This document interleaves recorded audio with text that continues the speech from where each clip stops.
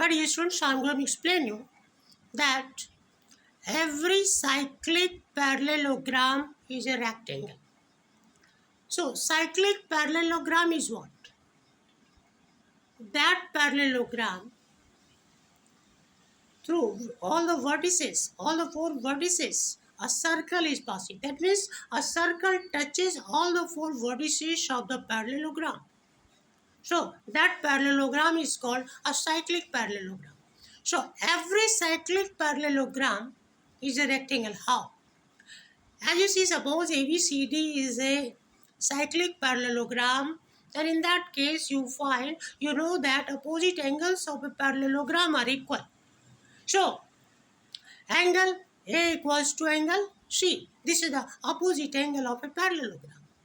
And at the same time, you know that the sum of opposite angles is 180 degrees. That means opposite angles are supplementary in a cyclic quadrilateral. And here ABCD is a cyclic parallelogram, cyclic quadrilateral. So angle A plus angle C equals to 180 degree because it is supplementary. And just now I told that angle A equals to angle C. That means they are opposite angles. And if they are opposite angles, they are equal, as it is the property of a parallelogram.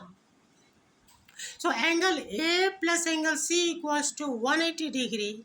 That means 2 angle A equals to 180 degree or 2 angle C equals to 180 degree, because angle A equals to angle C. And that's why angle A equals to angle C equals to 180 degree by 2, that is 90 degree. And if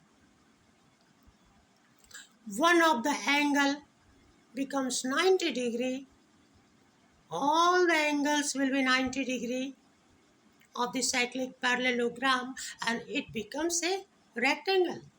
It is a parallelogram, that means opposite sides are already equal.